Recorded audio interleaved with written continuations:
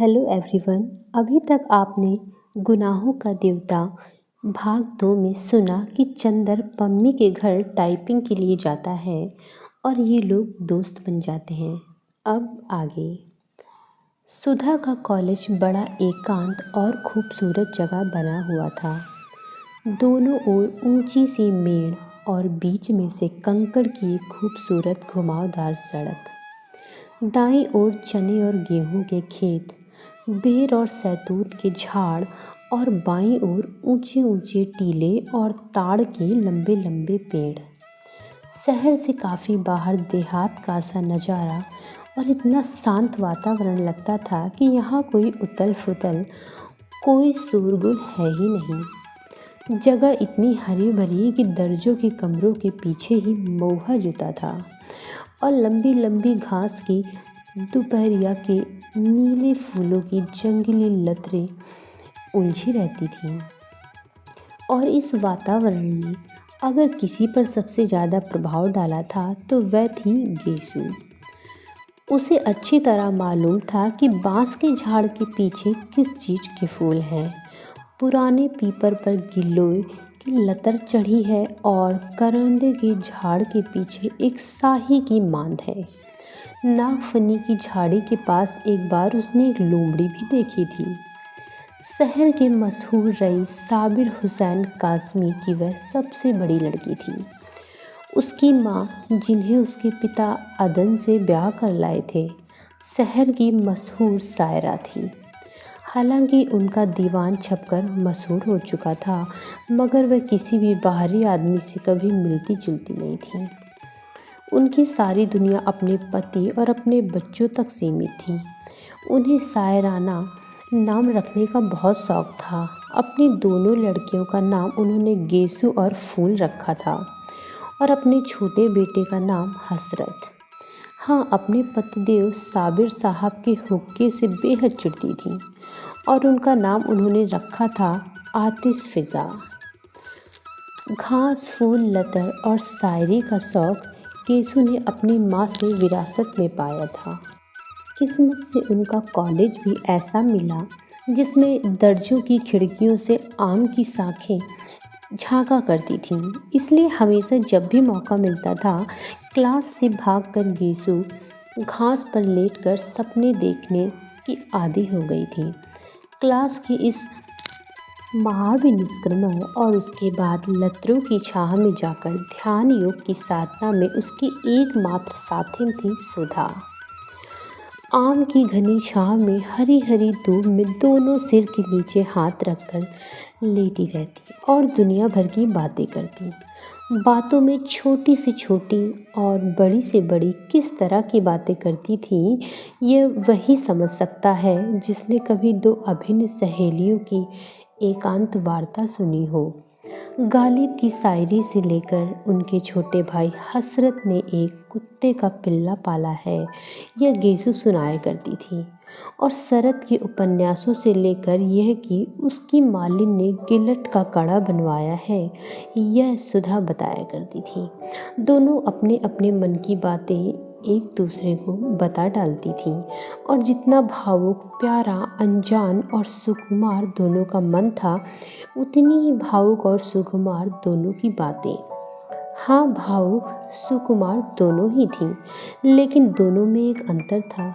गेसु शायर होते हुए भी इस दुनिया की थी और सुधा शायर न होते हुए भी कल्पना लोक की थी।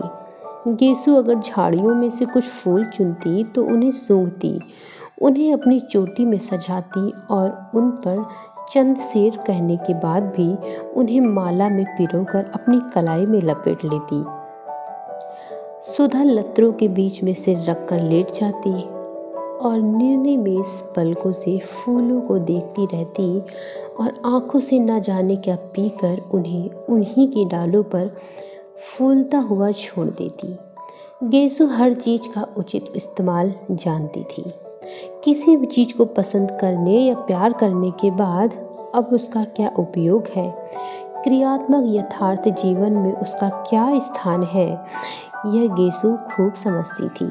लेकिन सुधा किसी भी फूल के जादू में बन जाना चाहती थी। उसी की कल्पना में डूब जाना चाहती थी। लेकिन उसके बाद सुधा को कुछ नहीं मालूम था। गेसु की कल्पना और भावुक सूक्ष्मता शायरी में व्यक्त हो जाती थी, अतः उसकी जिंदगी में काफ़ी व्यवहारिकता और यथार्थ था। लेकिन सुधा, जो शायरी लिख नहीं सकती थी, अपने स्वभाव और गठन में खुद ही एक मासूम शायरी बन गई थी।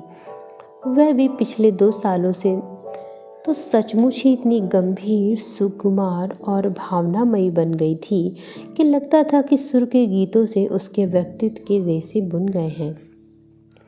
लड़कियां गेसु और सुधा के इस स्वभाव और उनकी अभिन्नता से वाकिफ थीं, और इसलिए जब आज सुधा की मोटर आकर साइबान में रुकी और उसमें से सुधा और गेसु के हाथ में फाइल लिए उतरी, तो कामनी ने हंसकर प्रभा से कहा, लो, चंदा सूरज की जोड़ी आ गई। सुधा ने सुन लिया, मुस्कुराकर गेसु की ओर, फिर कामनी और प्रभा की ओर देखकर हंस दी। सुधा बहुत कम बोलती थी, लेकिन उसकी हंसी ने उसे खुशमिजाज साबित कर रखा था और वह सभी की प्यारी थी। प्रभा ने आकर सुधा के गले में बाह डालकर कहा, गेसु बानो, थोड़ी देर के लिए सुधा रानी को हमें दे दो, ज़रा कल के नोट्स उतारने हैं इनसे पूछकर। गेसु हंसकर बोली, उसके पापा से तय कर ले, फिर तो जिंदगी भर सुधा को पाल पोस, मुझे क्या करना है।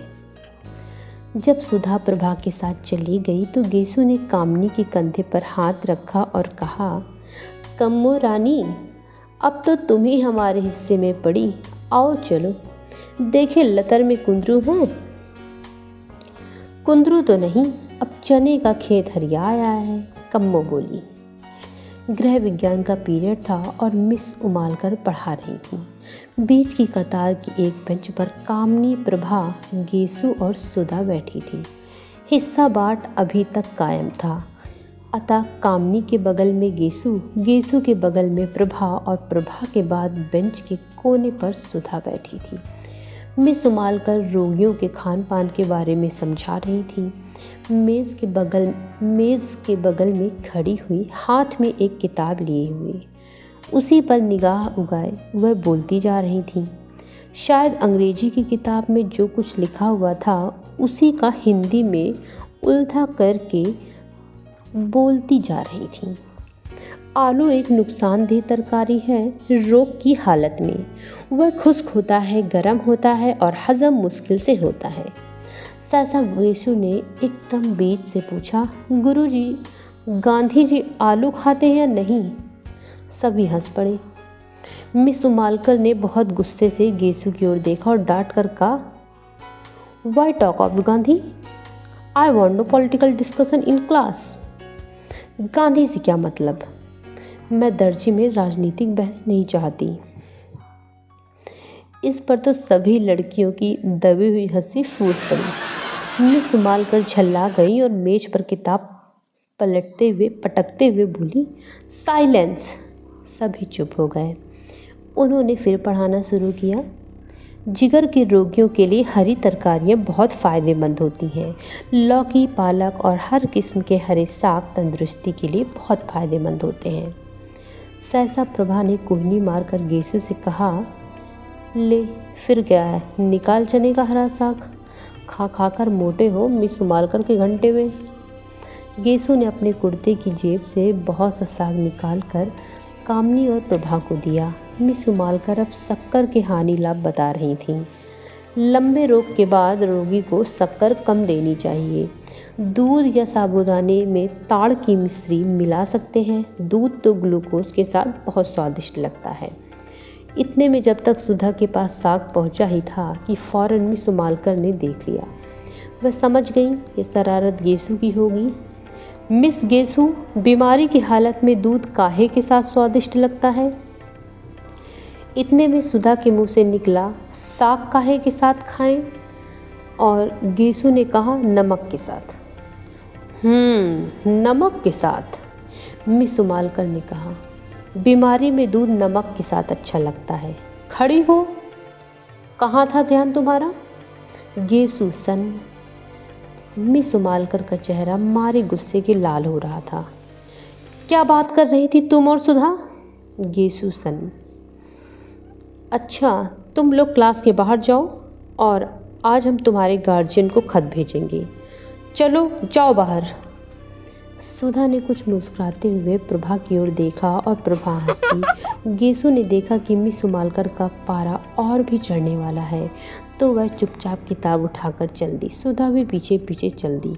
कामनी ने कहा, खत बस भेजती रहना सुधा, और क्लास ठठाकर हंस पड़ी। मिस उमालकर गुस्से से नीली पड़ गई। क्लास अब खत्म हो गई और रजिस्टर उठाकर चल दी।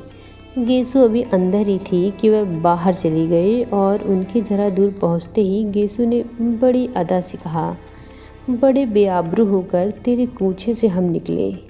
और सारी क्लास फिर हंसी से गूंज उठी।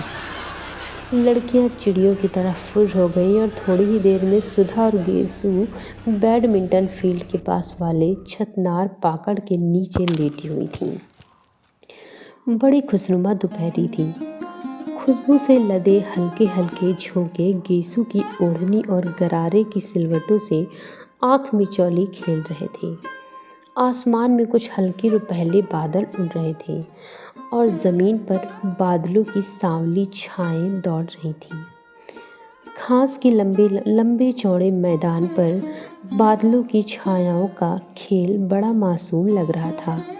जितनी दूर तक छां रहती उतनी दूर तक घास का रंग गहरा काही होता जाता था और जहाँ जहाँ बादलों से छनकर धूप बरसने लगती थी वहाँ घास सुनहरे धानी रंग की सी हो जाती थी। दूर कहीं पर पानी बरसा था और बादल हल्के होकर खरगोश के मासूम छौदंद बच्चों की तरह दौड़ रहे थे। सुधा आंखों पर फाइल की छाह किए हुए बादलों की ओर एकटक देख रही थी।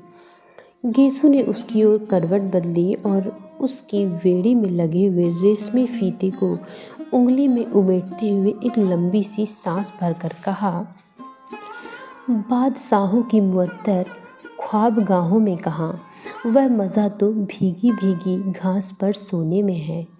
मुतमईन बेफिक्र लोगों की हंसी में कहाँ, लुत्फ़ तो एक दूसरे को देखकर रोने में है। सुधा ने बादलों से अपनी निगाह नहीं हटाई, बस एक करुण सपनीली मुस्कुराहट बिखेर कर रह गई। क्या देख रही है सुधा? गेसु ने पूछा। बादलों को देख रही हूँ, सुधा ने बेहोश आवाज़ में जवाब दिया। गेसु उठी और सुधा की छाती पर सिर रखकर बोली, कैफ बरदोस बादलों को ना देख, बेखबर तू ना कुचल जाए कहीं। और सुधा की गाल में जोर से चुटकी काटनी। हाय रे, सुधा ने चीख कर कहा और उठ बैठी। वाह वाह, कितना अच्छा शेर है, किसका है? पता नहीं किसका है, गेसु बोली, लेकिन बहुत सच है सुधी। आसमां के बादलों के दामन में अपने ख्वाब टाक लेना और उनके सहारे ज़िंदगी बसर करने का ख्याल तो बड़ा नाजुक मगर रानी बड़ा खतरनाक भी है। आदमी बड़ी ठोकरें खाता है, इससे तो अच्छा है कि आदमी को नाजुक ख्याली से साबिका ही ना पड़े। खाते पीते हंसते बोलते आदमी की ज़िंदगी कट जाए। सुधा ने अपना आंचल ठीक किया और लटों में से घास के तिनके निकालते हुए कहा, गेसु, अगर हम लोगों को भी शादी ब्याह के झंझट में ना फंसना पड़े और इसी तरह दिन कटते जाए तो कितना मज़ा आए।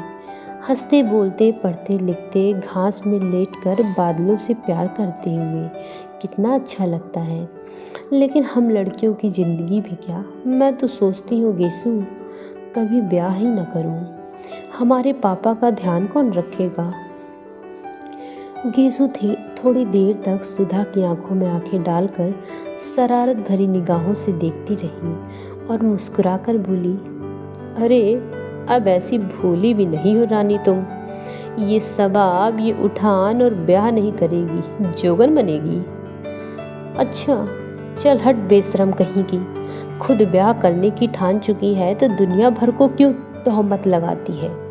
मैं तो ठान ही चुकी हूँ, मेरा क्या, फिक्र तो तुम लोगों की है। ब्याह नहीं होता तो लेटकर बादल देखती है, गेसु ने मचलते हुए कहा। अच्छा, गेसु की ओढ़नी खींचकर सिर के नीचे रखकर सुधा ने कहा, क्या हाल है तेरे अख्तर मियाँ का? मंगनी कब होगी तेरी? मंगनी क्या, किसी भी दिन हो जाए, बस फूफी जान के यहाँ जाने भर की कसर है। वैसे अम्मी तो फूल की बात उनसे चला ही रही थी, पर उन्होंने मेरे लिए इरादा जाहिर किया। बड़े अच्छे हैं, आते हैं तो घर भर में रोशनी छा जाती है। गेसु ने बहुत भोलेपन से गोद में सुधा का हाथ रखकर उसकी उंगलियां चिटकाते हुए कहा, वे तो तेरे चाचा दाद भाई है ना? तुझसे तो पहले उनसे बोलचाल रही होगी? सुधा ने पूछा। हाँ हाँ, खूब अच्छी तरह से। मौलवी साहब हम लोगों को साथ साथ पढ़ाते थे और जब हम दोनों सबक भूल जाते थे तो एक दूसरे का कान पकड़कर साथ साथ उठते बैठते थे। गेसु कुछ झेपते हुए बोली। सुधा हंस पड़ी। वाह रे, प्रेम की इतनी विचित्र शुरुआत मैंने कहीं नहीं सुनी थी। अब तो तुम लोग एक दूसरे के कान पकड़ने के लिए अपने आप सबक भूल जाते होगे। नहीं जी, एक बार फिर पढ़कर कौन सबक भूलता है, और एक बार सबक याद होने के बाद जानती हो इश्क में क्या होता है? मकतबे इश्क में एक ढंग निराला देखा, उसको छुट्टी न मिली जिसको सबक याद हुआ। खैर, ये सब बात जाने दे सुधा, अब तू कब ब्याह करेगी? जल्दी ही करूँगी, सुधा बोली। किससे? तुझसे। और दोनों खिलखिलाकर हंस पड़ी। बादल हट गए थे और पाकड़ की छाह को चीरते हुए एक सुनहली रोशनी का तार छिलमिला उठा। हंसते वक्त गेसु के कान के टॉप चमक उठे और सुधा का ध्यान उधर खिंच गया। ये कब बनवाए तूने? बनवाए नहीं तो उन्होंने दिए होंगे, क्यों? गेसु ने शर्मा कर सिर हिला दिया।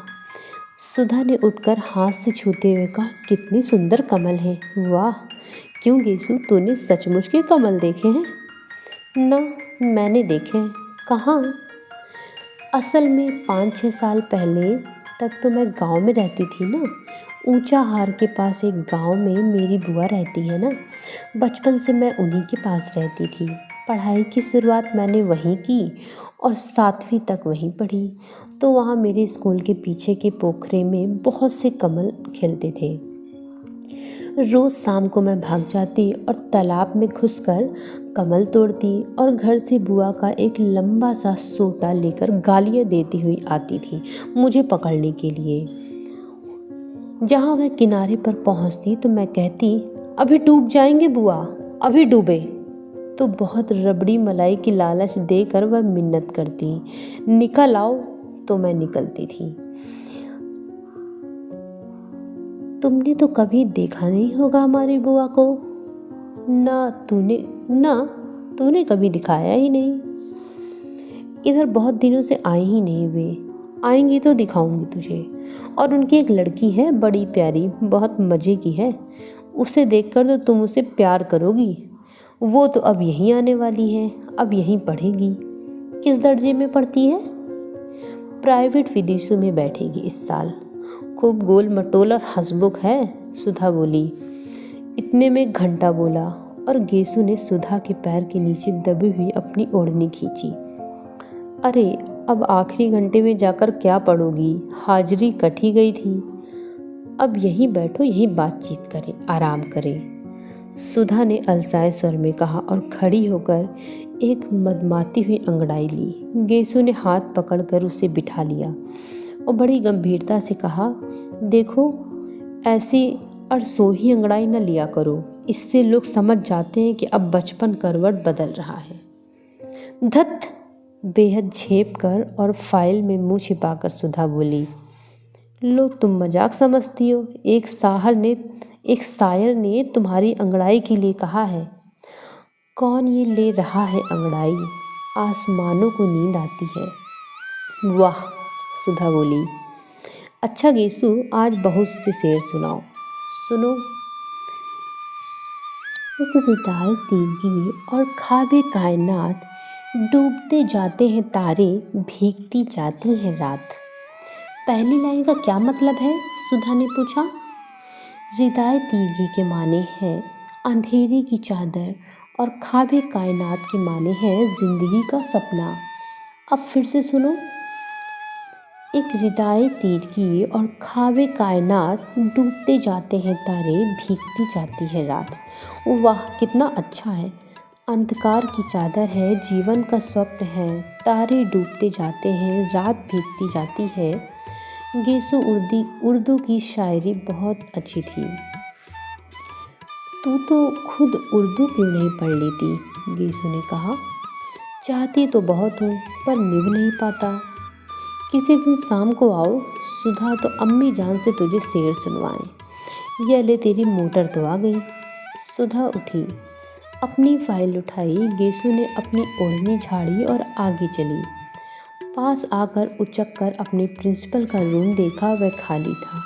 उसने दाई को खबर दी और मोटर पर बैठ गई। गेसु बाहर खड़ी थी। चल तू भी ना। नहीं, मैं गाड़ी पर चली जाऊंगी। अरे चलो, गाड़ी 4:30 बजे जाएगी, अभी घंटा भर है। घर पर चाय पियेंगे, फिर मोटर पहुंचा देगी। जब तक पापा नहीं हैं तब तक जितना चाहो कार घिसो। गेसु भी आ बैठी और कार चल दी। दूसरे दिन जब चंदर डॉक्टर शुक्ला के यहाँ निबंध की प्रतिलिपि लेकर पहुंचा तो 8 बज चुके थे। 7 बजे तो चंदर की नींद ही खुली थी और जल्दी से वह नहा धोकर साइकिल दौड़ाता हुआ भागा कि कहीं भाषण की प्रतिलिपि पहुंचने में देर न हो जाए। जब वह बंगले पर पहुंचा तो धूप फैल चुकी थी। अब धूप भली नहीं मालूम देती थी। धूप की तेजी बर्दाश्त के बाहर होने लगी थी, लेकिन सुधा नील कांटे की ऊंचे ऊंचे झाड़ों की छाह में एक छोटी सी कुर्सी डाले बैठी थी। बगल में एक छोटी सी मेज थी जिस पर कोई किताब खुली हुई रखी थी। हाथ में क्रोशिया थी और उंगलियां एक नाजुक तेजी से डोरे से उलझ सुलझ रही थीं। हल्के बादामी रंग की एक लाई से लहराती हुई धोती, नारंगी और काली तिरछी धारियों का कलफ किया हुआ चुस्त ब्लाउज और एक कंधे पर उभरा हुआ एक उसका पफ। ऐसा लग रहा था कि जैसे कोई बाह पर कोई रंगीन तितली आकर बैठी हुई हो और उसका सिर्फ एक पंख उठा हो। अभी अभी शायद नहाकर उठी थी, क्योंकि शरद की खुशनुमा धूप की तरह हल्के सुनहले बाल पीठ पर लहरा रहे थे। नील कांटे की टहनियाँ उनको सुनहली लहरें समझकर अटखेलियाँ कर रही थीं। चंदर की साइकिल जब अंदर दिख पड़ी तो सुधा ने उधर देखा, लेकिन कुछ भी न कहकर फिर अपनी क्रोशियाँ बुनने में लग गई। चंदर सीधा पोर्टिको में गया और अपनी साइकिल रखकर भीतर चला गया, डॉक्टर शुक्ला के पास। स्टडी रूम में, बैठक में, सोने के कमरे में कहीं भी डॉक्टर शुक्ला नज़र नहीं आए। हार कर वह बाहर आए तो देखा मोटर अभी गैरेज में है, तो वे जा कहाँ सकते हैं। और सुधा को तो देखिए, क्या अकड़ी हुई है आज, जैसे चंदर को जानती ही नहीं। चंदर सुधा के पास गया, सुधा का मुंह और भी लटक गया। डॉक्टर साहब कहाँ हैं? चंदर ने पूछा। हमें क्या मालूम? सुधा ने क्रोशिया पर से बिना निगाह उठाए जवाब दिया। तो किसे मालूम होगा? चंदर ने डांटते हुए कहा। हर वक्त का मजाक हमें अच्छा नहीं लगता है। काम की बात का उसी तरह जवाब देना चाहिए। उनके निबंध की लिपि देनी है या नहीं? हाँ देनी है, तो मैं क्या करूँ? नहा रहे होंगे। अभी कोई ये है कि नहीं कि तुम निबंध की लिपि लाए हो तो कोई नहाए धोए ना, बस सुबह से बैठा रहे कि अब निबंध आ रहा है, अब आ रहा है। सुधा ने मुंह बनाकर आंखें नचाते हुए कहा। तो सीधे क्यों नहीं कहती कि नहा रहे हैं? चंदर ने सुधा के गुस्से पर हंसकर कहा। चंदर की हंसी पर तो सुधा का मिजाज और भी बिगड़ गया। अपनी क्रोशिया उठाकर और किताब बगल में दबाकर वह उठकर अंदर चल दी। उसके उठते ही चंदर आराम से उस कुर्सी पर बैठ गया और मेज पर टांग फैलाकर बोला, आज मुझे बहुत गुस्सा चढ़ा है, खबरदार कोई बोलना मत। सुधा जाते जाते मुड़कर खड़ी हो गई। हमने कह दिया चंदर एक बार कि हमें ये सब बातें अच्छी नहीं लगती हैं। जब देखो तुम चिढ़ाते रहते हो, सुधा ने गुस्से से कहा। नहीं, चिढ़ाएंगे नहीं तो पूजा करेंगे। तुम अपने मौके पर छोड़ देती हो, चंदर ने उसी लापरवाही से कहा। सुधा गई नहीं, वही घास पर बैठ गई, किताब खोलकर पढ़ने लगी। जब 5 मिनट तक वह कुछ नहीं बोली तो चंदर ने सोचा आज बात कुछ गंभीर है। सुधा, उसने बड़े दुलार से पुकारा। सुधा।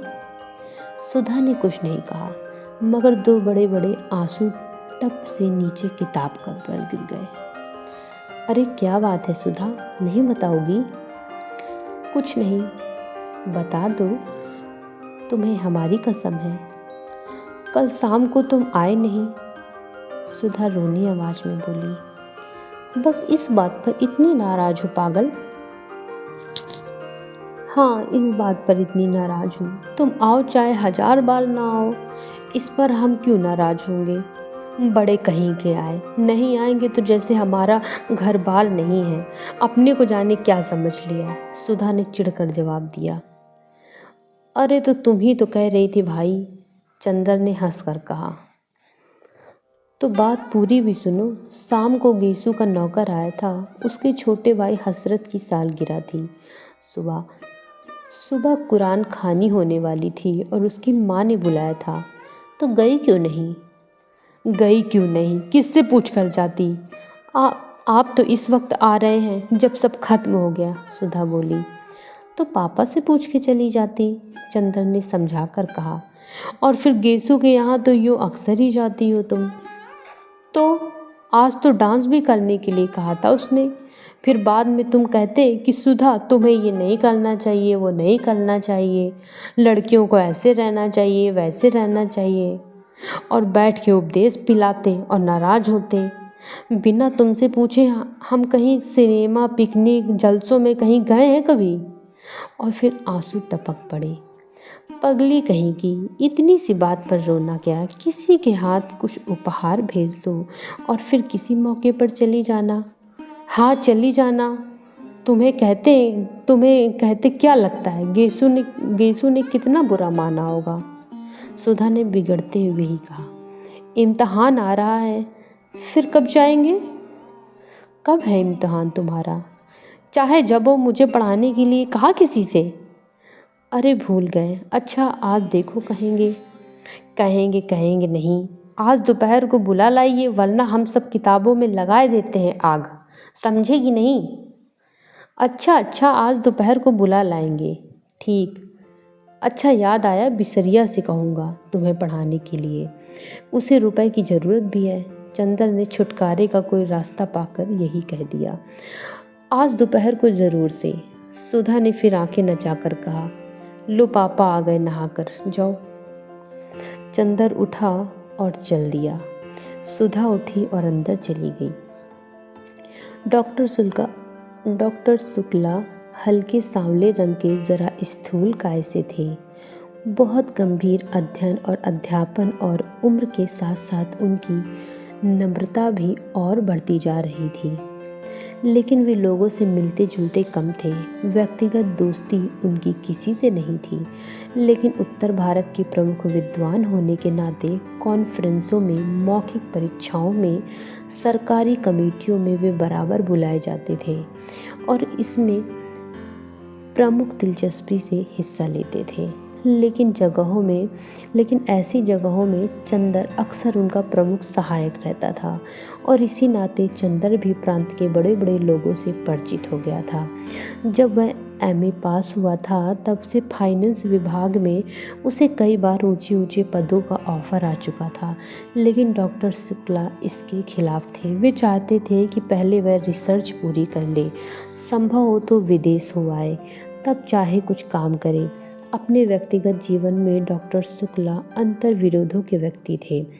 पार्टियों में मुसलमानों और ईसाइयों के साथ खाने में उन्हें कोई ऐतराज़ नहीं था, लेकिन कच्चा खाने में वे चौके में आसन पर बैठकर रेशमी धोती पहनकर खाते थे। सरकार को उन्होंने सलाह दी थी कि साधु और सन्यासियों को ज़बरदस्ती काम में लगाया जाए और मंदिरों की जायदादें जब्त कर ली जाएं, लेकिन सुबह घंटे भर तक पूजा ज़रूर करते थे। पूजा पाठ, खान पान, जात पात के पक्के हामी, लेकिन व्यक्तिगत जीवन में कभी ये नहीं जाना कि उनका शिष्य ब्राह्मण है, कौन बनिया, कौन खत्री, कौन कायस्थ। नहा कर वे आ रहे थे और दुर्गा सप्तशती का श्लोक गुनगुना रहे थे। कपूर को देखा तो रुक गए और बोले, हेलो, हो गया वह टाइप? जी हाँ। कहाँ करवाया टाइप? मिस डिक्रूज के यहाँ। अच्छा, वह लड़की अच्छी है? अब तो बहुत बड़ी बड़ी हो गई होगी। अभी शादी नहीं हुई? मैंने तो सोचा वह मिले या ना मिले। नहीं, ये वही है, शादी हुई फिर तलाक हो गया। अरे, तो अकेले रहती है? नहीं, अपने भाई के साथ, बर्डी के साथ। अच्छा, और बर्डी की पत्नी अच्छी तरह है? वह मर गई। राम राम, तब तो घर ही बदल गया होगा। पापा पूजा के लिए सब बिछा दिया है, सहसा सुधा बोली। अच्छा बेटी, अच्छा चंदर, मैं पूजा करके आऊँ जल्दी से? तुम चाय पी चुके? जी हाँ। अच्छा, तो मेरी मेज पर एक चार्ट है, ज़रा इसको ठीक कर दो तब तक मैं अभी आया। चंदर स्टडी रूम में गया और मेज पर बैठ गया। कोट उतार कर उसने खूंटी पर टांग दिया और नक्शा देखने लगा। पास में एक छोटी सी चीनी की प्याली में चाइना इंक रखी थी और मेज पर पानी। उसने 2 बूंद पानी डालकर चाइना इंक घिसनी शुरू की।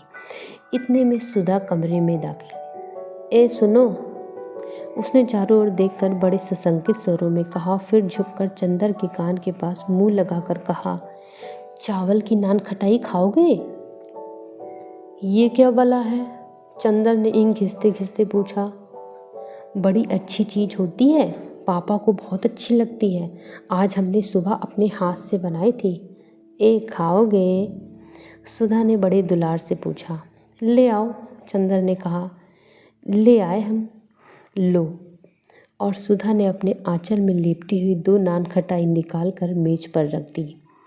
अरे, तस्तरी में क्यों नहीं लाई? सब धोती में घी लग गया। इतनी बड़ी हो गई हो, सहूर नहीं है जरा, चंदर ने बिगड़ कर कहा। छिपा करके लाए हैं, फिर ये सक्रिय होती हैं, चौके के बाहर कैसे लाते? तुम्हारे लिए तो लाए हैं और तुम ही बिगड़ रहे हो। अंधे को नोन दो, अंधा कहे मेरी आँख फोड़ी।